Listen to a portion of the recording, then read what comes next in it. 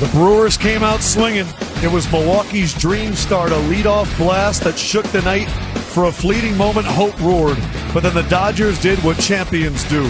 Settled in, steadied themselves, and silenced the bats. Another dominant starter, another ace toppled, another late swing that broke the Brewers' will. 2 wins on the road. Los Angeles heads home with a straggle home hold as Brewers fans head home in sadness. In command, in control, 2 steps from the Fall Classic. Welcome inside American Family Field. This is MLB The Closer, presented by Genesis Motor America. We thought we saw everything with Blake Snell last night. And then for the first time in 55 career starts, Yamamoto throws a complete game. But we got to talk to the bat. There was a questionable double play last night, and then he answered it with a home run. 2 for 5 with a home run the second inning. Teoscar Hernandez is here. But Teoscar, I got to ask about the pitcher. What did we see from Yamamoto this evening? I mean, it's just amazing. He's been doing that. That's nothing new for us and for anybody. He's just doing it in the postseason now. He's a superstar. He's been showing us last year. He was struggling last year at the beginning, but then he settled in and then just became Yamamoto, the same guy that pitched in Japan, the Windows MVP and Cy Young, is just showing it now in the MLB. Theo, I need to ask you, what is it about you guys and the road? You guys seem to be almost as comfortable as you are at home when you're playing. What is it about this team that seems to be so relaxed on the road? At this time now, it's 4-0 on the road against 2 pretty good teams. Describe that. Yeah, it just we just trying to go there, do our jobs, not thinking about the opposite team or the fans or the field. Just trying to go there, put pressure early in the game, not thinking about what pressures can the fans can bring or the other teams. It's just, you know, trying to do our job, trying to concentrate and execute our plans and just go from there. Teo, what's going on? This is Grandy. Congratulations again on picking up game 2 here. We talked about the pitching, but I'm going to switch it up and go to the offense, starting at the bottom of the lineup. 6, 7, 8, 9 with you all down there. 7 hits, 3 runs, and the 6th, 7th, and 8th inning of this game is where you score runs. What's up with you in the bottom of the lineup and the late inning games with this offense? It just, now we have everybody healthy. We had a pretty good lineup. We know that. We had a pretty good starting pitcher, like you mentioned. But our lineup is just getting deeper and deeper when everybody's healthy. That's the thing we can do.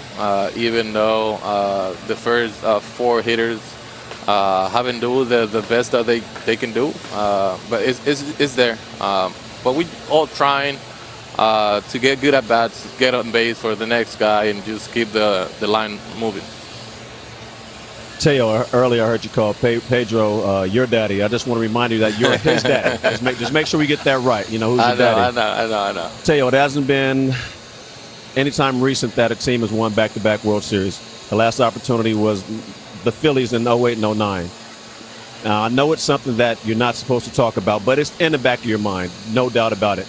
How important is it to go out there and be the first team in, I don't know, 25 years or so to win back-to-back World Series?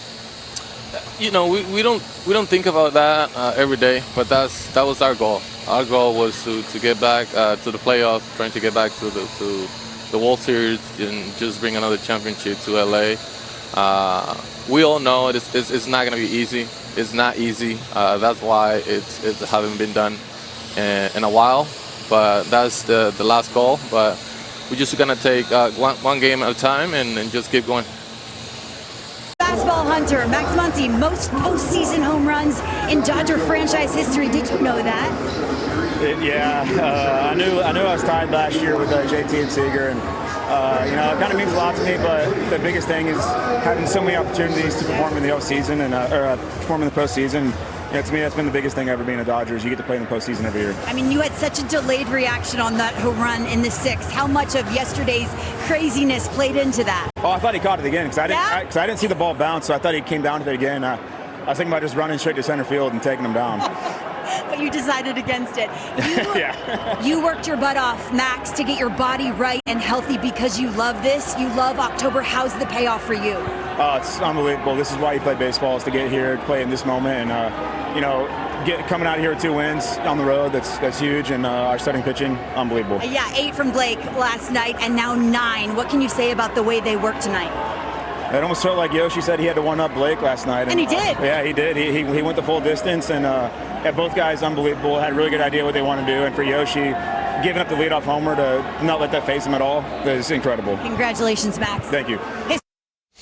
Dodgers have now won 17 of their last 21 postseason games, and that dates back to Game 4 of last year's division series against the Padres, when it looked like the Padres were going to punk them, and then Games 4 and 5 got away from them.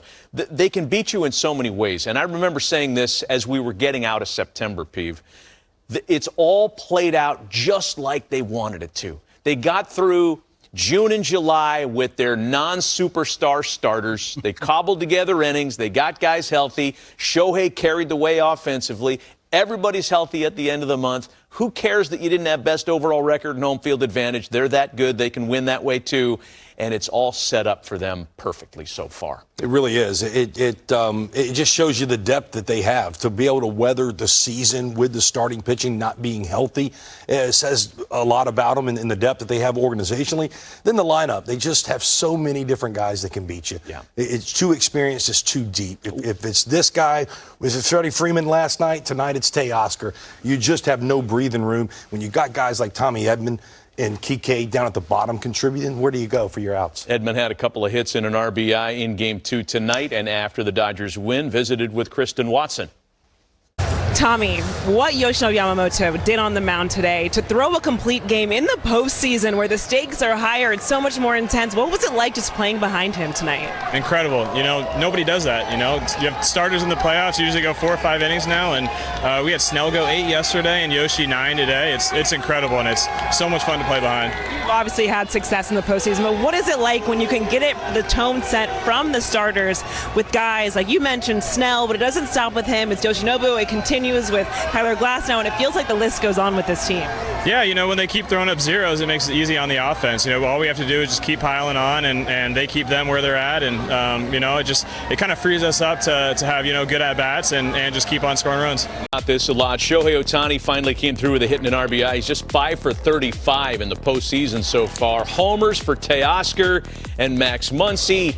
Tommy Edman had a couple of hits, and so did Kike Hernandez, who after the game visited with Jesse Rogers.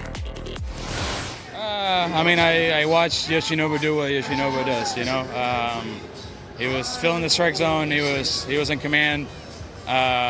He didn't get rattled by the first pitch of the game homer, and you know, he just kept us his chance to find a way to add on to the lead and, you know, keep tallying, and you know, he cruised through the game, and you know, our starting pitching has been huge this postseason, and if it wasn't for them, we wouldn't be in the position we're in right now. Let's talk about your offense. The bottom of the order really came to play tonight, especially your at-bats, scoring some runs. Probably left a few out there, but take us through the offense, even the last 2 nights, getting so many guys on base. Yeah, we've had chances, man. We scored runs tonight, but we still had a lot more chances to score more runs. We left the bases loaded his last 2 innings. But, you know, we did what we had to do. Teo with a big homer to tie the game.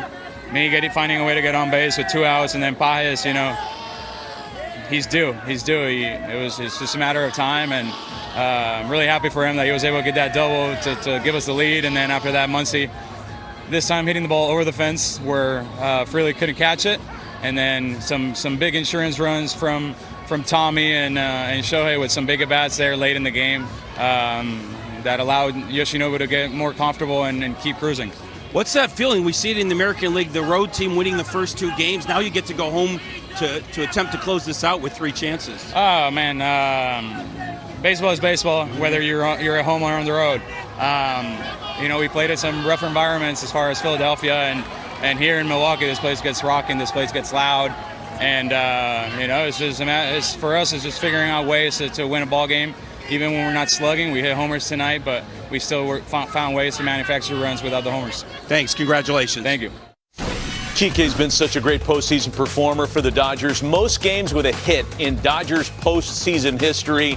It's going to take a while to catch old JT, but Kike has tied Mookie Betts 40 games with a hit in his postseason Dodgers career. Yeah, and I think that the Jesse Rogers conversation there hit on something pretty interesting. We're seeing it in both leagues now. 2-0 leads for the road team. Right.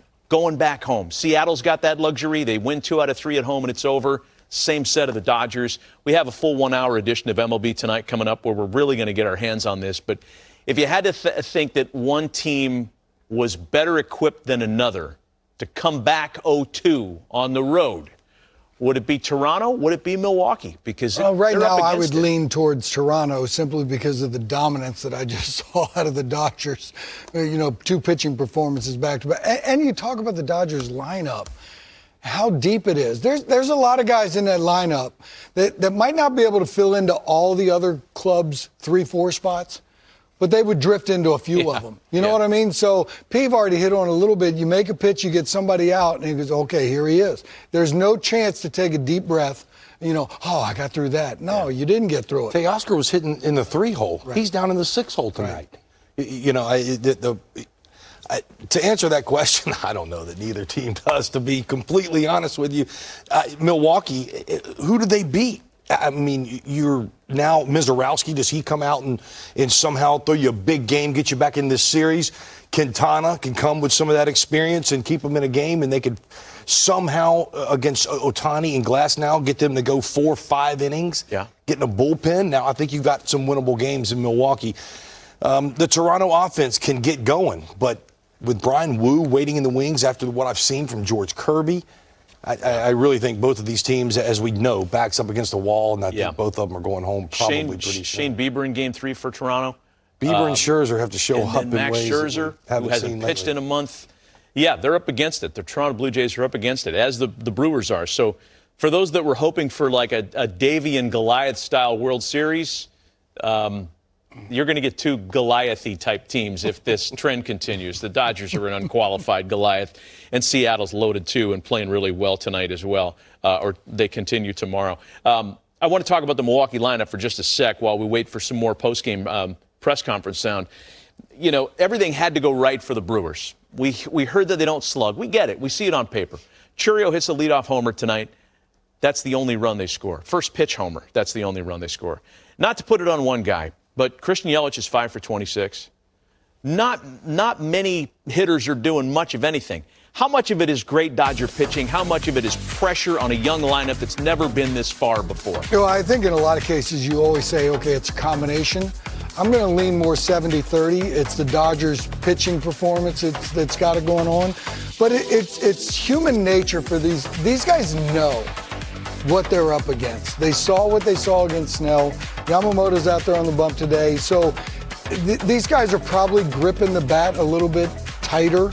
And who knows, maybe this plane ride out to L.A., a day off, and play on the road might be the best thing for them. But the 2 pitching performances the Dodgers threw out there at them, there ain't a whole lot of people swinging the bats against those dudes. No, they got too many looks. It's not that these are a couple trick ponies. When Blake Snell starts incorporating the changeup into his game, and now you have to worry about that and the fastball and the breaking ball. Tonight, Yamamoto, we saw fastball split. I saw him 2-1 flipping breaking balls in there, getting back in counts. Too much pitchability, so I lean 70-30, even heavier, 80-20. Right. What I did see in the 9th inning, I saw these guys getting outside the box, which you can do. Bryce Terang especially chase that ball up to end the game. That's where you can see Mookie Betts and those at-bats have shown incredible patience that he's walked. In the Philly series when they loaded the bases, last night in a big spot, he walked, showing plate discipline. Mm-hmm. Bryce Terang, I think the inexperience got the best of him in the moment last night, him swinging at that ball. And again, if the Milwaukee was going to have any chance, they needed to come back and steal that one last night. I think here's another thing we can kind of poop all over and put to bed. The idea that since the Brewers swept the season series, they were 6-0 against the Dodgers, they were going to come out and be able to handle the Dodgers no problem. Look, you have to look at personnel when that's well, they beat Yamamoto up, though. They did beat Yamamoto up, but there was no Roki Sasaki, no Kike Hernandez, no Max Muncy. There were a bunch of guys that just weren't available to the Dodgers when that season series took place. And the other team that swept the Dodgers in a season series was the Angels. So do you think the Angels would go out and beat up the Dodgers in the postseason? I don't think so.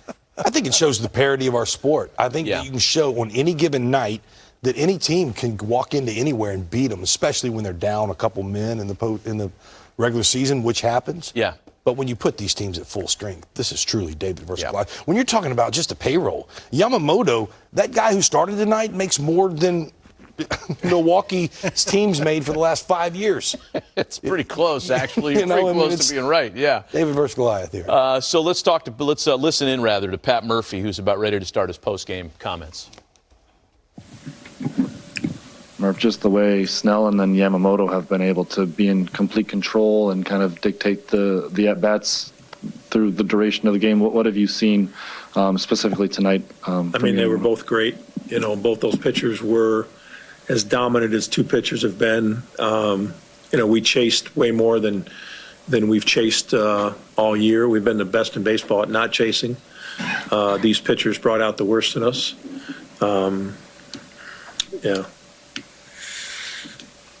Yeah, if I would have told you that the Dodgers are going to score 7 runs in 2 games and what was the outcome of the first 2 games, I'd say there's a chance we won one of them for sure.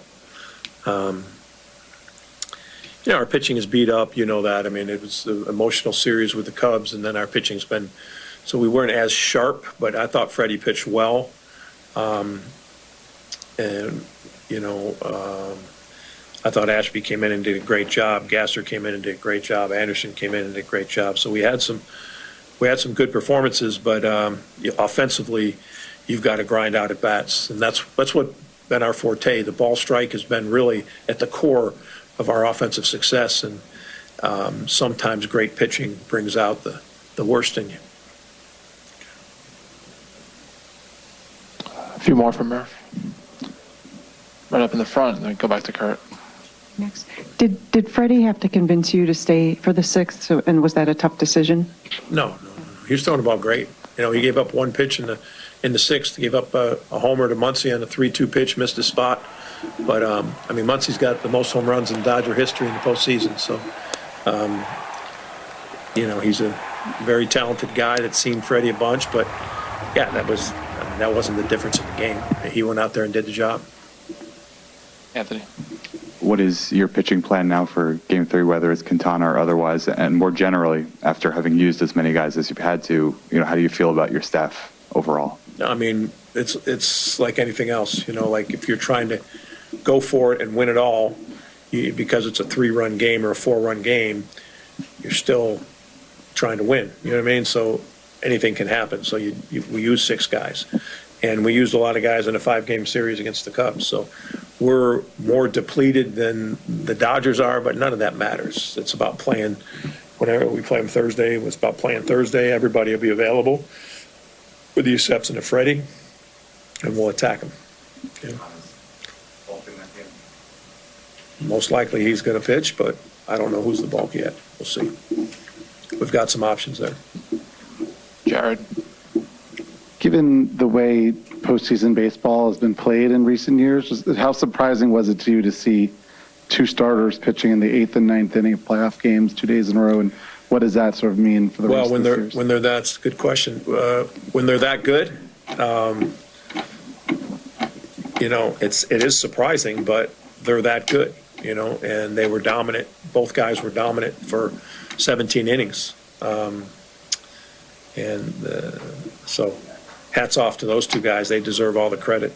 They really do. They deserve all the credit. And that catcher, Smith, deserves a ton of credit because he was right with them, in tune in the game, and very impressive. For those 17 innings were as good as I've seen. So the one thing is you guys might have us counted out, and I understand that. 90% of the teams that have been in this situation don't win the series. But this team has been counted out a lot this year, and I think there's some fight left in them, and it'll be a little tougher path, right, doing it on the road, but we swept the Dodgers early in the year on the road, so at least there's some capability. I know the Dodgers weren't the same team then, but, you know, 10 times this year we've won 4 in a row, so that's also a possibility. I still like our team. I know that We didn't swing the bat the last 2 days, but I don't think a lot of teams would have crushed those two guys the last 2 days. But yeah, we could do better. Times in the postseason, the road team has won the first 2 games in a best-of-7 series.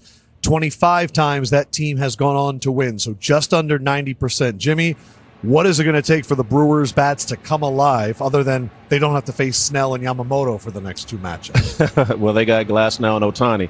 I don't think there's any hope of them coming alive, but they can find a way to add pressure. Having good at-bats, as Murph said, they've chased a lot, and great pitching will do that for you because you're trying to get something going. Someone's trying to step up and get that big swing, which we saw early, but then nothing. They fell flat because Yamamoto made the adjustment. But if you can keep pressure on a pitcher, get them in a stretch, get runners in scoring position, eventually somebody will start to cross the plate. But if you're not even getting yourself in position and the only thing you're doing is driving the ball out the yard against this pitching staff, it's going to be a long night. And it's been tough. He had less than 20 pitches from the stretch. We're trying to put pressure on. They're not drawing the walks. They're not getting the long at bats. He had less than 100 pitches going into the 9th inning. But that's credit to the Dodgers pitching staff. Doc Roberts, I talked to him when I got a chance to cover that Philly series, and he mentioned we're set up as a traditional playoff team than we've ever been before. The year before, it was all the bullpen. All bullpen. Now they actually have starters that can come out there and be called upon, and they're delivering. To have truly 4 starters ready to roll, they're unlike any other team in the postseason, and they're relying on them, and they're all coming up big. Yeah, everyone's waiting to announce their starting pitching an hour before the game. Meanwhile, Roberts is like, here's who we got for the week, so don't ask me anymore. But I don't know. This has been your Brew Crew all year, and they've been a phenomenal watch. These fans have been great, but it's looking like too tall of a mountain to climb now. Well, at this point, yes. I'm hoping that they get an opportunity to find one of those starters, maybe on a little bit weaker day than they had the last 2 days. And plus, you have to credit the Dodgers with playing great defensive games. Sure. They have come clutch when they need to. They have hit enough homers to actually make it past the Milwaukee Brewers. The Milwaukee Brewers, I think, did not execute as much as they wanted to, but with that kind of pitching, I mean, all you have to do is just say like I once said, tip your hat and let them go, because I'm not going to say other things, but tip your hat and let them go, because the Dodgers are playing almost perfect baseball, and that's very unusual at this time of year. Another thing that happens, thing that happens is, and Pedro knows this, and I've seen it when our pitchers got on the roll, you see that guy that threw the night before. Oh, I have to match that. It's a competition. They want to look at each other like, yeah, you did it, I did it too. And it goes on and on and on. And right now, these guys are at the top of their game. It's not like, well, I've been struggling, I'm hoping to come and back that up. It's like, no, as good as you were, I want to go out there and be just as dominant. And they've done that in back-to-back nights. And speaking of being as good as you were, could it be, and I'm going to bring it to both of y'all, the Dodgers lost 6 games out of the 6 they played to the Brewers. Yamamoto got beat up bad here. Yes, are they looking at it going, all right, y'all got me then, I'm going to try to come back and get you now?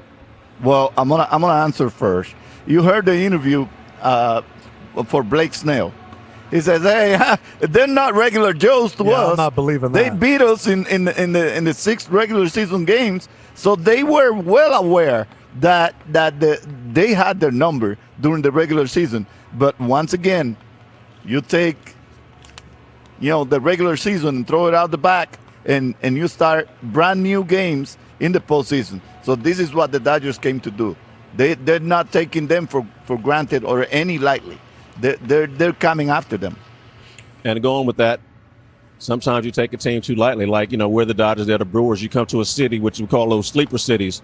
You come out here and get your butt handed to you. You go back next time serious, and they came out serious this series. Now, we did see this 2015 Cubs-Mets. Cubs swept the season series in the regular season. Mets swept them in the NLCS. And you might say, hey, at least it's no Snell and Yamamoto.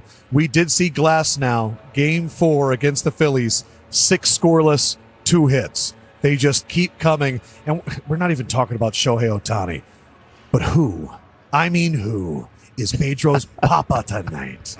It could be Teoscar. We don't even have... Wow, Dave Roberts is a wild card here at the end. Oh, there we go. I mean, Yoshinobu's the favorite. I could take all 4 of them. Yeah? What do you think? Oh, well, America wants Yamamoto.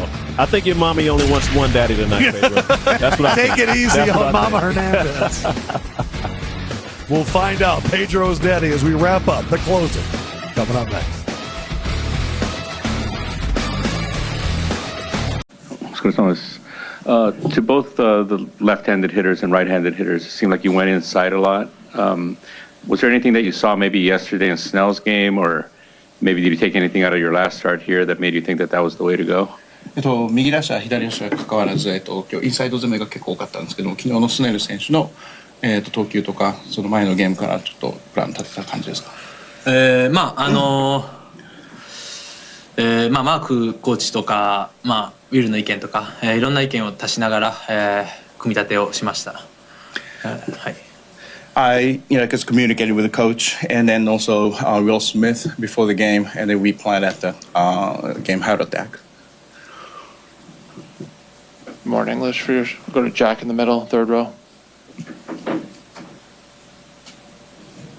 It had been 8 years since somebody threw a complete Sorry, game. Can you speak up a little bit? It had been 8 years since someone threw a complete game in the playoffs. Just what did it mean to be able to go 9 innings, and especially with the way your start here in the regular season went? In the regular season or postseason? In the postseason. こう8年間でポストシーズンで初めて山本さん完投したんですけども、その意味っていうのはどうですか。8年ぶりっていうのは、ついさっきまで知らなかったんですけど、とにかく、1イニングずつ集中して、テンポよく投げれたので、なんとか、最後まで試合を締めくくることができてよかったと思います。I just heard this was first time in the 8 years, and I think because that was great for me that I established my rhythm, and then I kind of dictated the tempo pace of the game, so that was great. Go to Steve and then Jared in the second row. After the homer on the first pitch, just 2 hits the rest of the way. You didn't seem to let it bother you at all the rest of the night. How did you stay focused, not let that get to you at all? 初回のいきなりちょっと打たれちゃったホームランの後に、また崩れずに最後までいけたんですけど、そこはどうですか。本当にこう1人目のバッターだったんで、すごい悔しかったですけど、とにかく切り替えて、次のバッターに向かって、投げていきました。Yeah, because that was first hitter, and then I feel regrettable that home run, but I reset my mind, and then I just focus on executing my own pitches. Jared. When Doc was in here, he was saying how... Can you speak up a little bit? I'm sorry. When Doc was in here, he was saying how he didn't really give you a lot of rope in the playoffs last year, but this year he really trusts you to go deep in games. So how meaningful is that he now trusts you to, throw 110 pitches, throw 9 innings in a big game like this? 先ほど監督がちょっと言われたそうなんですけども、去年に比べて今年は、ものすごく山本さんのことを信頼して、できるだけ長いイニングを任せようっていうことを思ったそうですけども、それは山本さんにからするとどういう思いがあるんですか。信頼してもらえるとか、任せてもらえるっていうのはすごく、選手として嬉しいことだなと、思いますし、ますます頑張りたいなと思いますし、今日は、そう言って信頼してくれて、それにこう結果で、しっかり返せたのが良かったと思います。As a player, I'm really glad, because Doc and people trust me out there. So today, because I was able to complete a game, and then I think, because just as a player, that was great. Take 2 more in English. Chelsea down below, and then Michael, second row in the middle. Max Muncy said he thinks that even after this, you have this other level he could see you getting to, that you could even be better somehow. Is he right? Do you feel like you're pitching at your best? And if not, what more do you kind of want from yourself? さっきマンシーが、山本さんの今日の投球見てパフォーマンス見て、山本さんはもっと次の高いレベルにいける選手だということだったんですけども、その辺は本人はご自身でどうですか。今日の試合でもやっぱり自分の成長はすごく感じましたし、初回だったり、反省するところは、またありましたけど、今日の試合を、こういった大切な試合を勝っていくことで、自分の成長につながればいいなとも、思います。Yeah, because I felt, because even though there was some stuff I need to reflect on, but because I'm glad that I could feel growth in myself, so I'd like to keep on going. Michael, that leadoff homer seemed to give them momentum and get the crowd going.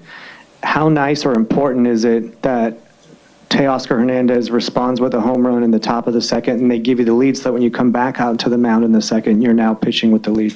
テオのホームランの後に、すごい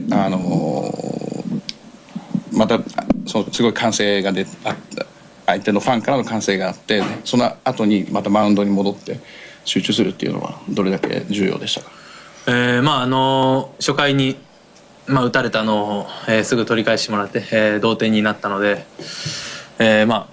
とにかく集中して投げないとなと、思いましたし、その後、リードしてもらって、とにかくその点差を守ることに集中して投げました。I was focusing on, because hold on to the lead after the run support that they gave me, and then just like I had to concentrate and focus on my execution on the pitch. Okay, we'll go to just having starting pitchers go as deep as Snell and Yamamoto have done for you the last two games is something that doesn't really happen in today's game anymore. How and why have you guys been able to pull it off? Well, I think if you look at the construction of our roster currently, the strength is the starting pitching. And, when you can have your most talented pitchers get the most outs, then you're in a good spot. And right now, all four of those guys are in a really good headspace. Physically, they're sound. And, you feel good about those guys starting a game and pushing them, and they're prepared for this. Let's go to Jared, end of the second row. You've had a lot of good starting pitchers here for the time you've been in this job. But throughout your playoff career, there's certainly been games you've had great starting pitchers, and you did take them out before the 8th, before the 9th. What do you think has gotten you to the point where you're just maybe more comfortable pushing these guys to 105, 110 pitches where maybe you weren't in the past? Yeah, I think it's a combo of I just think that right now each one of these guys is throwing the ball incredibly well. And, obviously, there's been things with the bullpen, but just trying to find the right, spots for those guys. But again, I think for me, it just goes to, given just kind of weighing out whoever's behind them has got to be a better option, given where those guys are at. And I believe in all of our pitchers, but I think in each moment I got to evaluate each game and how they're throwing the baseball. And, the last two nights and even this postseason, I just feel really confident in the way the starters are attacking hitters, the efficiency, the way they're able to mix and give hitters different looks. Chelsea on the far right in the front. Hey, Dave. Yamamoto had some big games for you last October, so it's not like this is totally coming out of nowhere. But in the last year, what have you kind of seen come out of him that has allowed him to be the guy he was on this stage tonight? I see a real confidence. I think that's what it is. I think that, last year, certainly there was a transition. And even in the postseason, I didn't give him a whole lot of leash. And we also had a really talented bullpen, which we clearly leaned on and have talked about, a lot. But I think this year, he's got true confidence for me that third time through at pitch 90, he feels that he's the best option. And so I think for me, that just gives me that confidence. Jack, third row in the middle. Well, was it a tough call sending him back out for the 9th? No, it wasn't.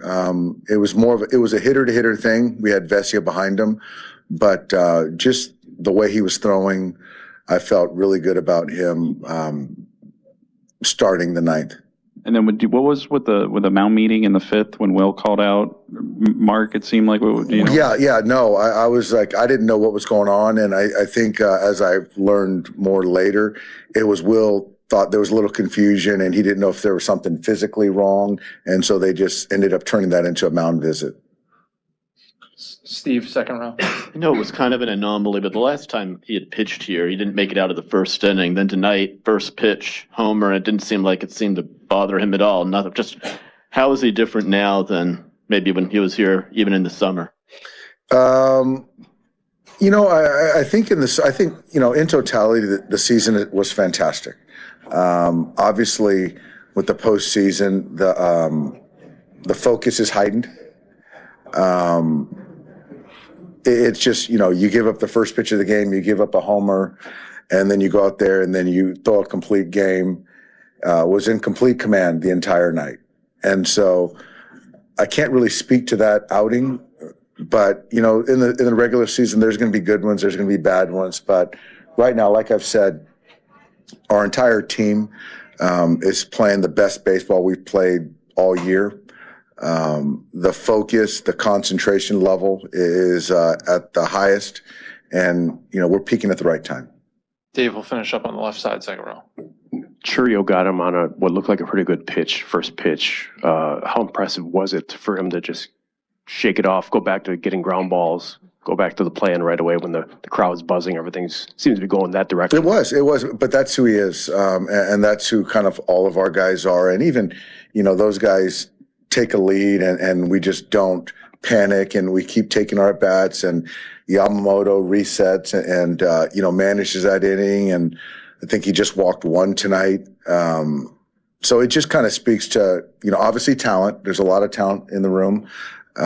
It speaks to character in the sense of, whatever happens, it doesn't phase us. And our guys are hungry. We got a lot of work to do. We put ourselves in a good position, but those guys, they're not going to quit. They're going to keep playing hard, and we know that, and we got to play our best baseball. All right, thanks, Dave. We'll see you in LA. Thanks, guys.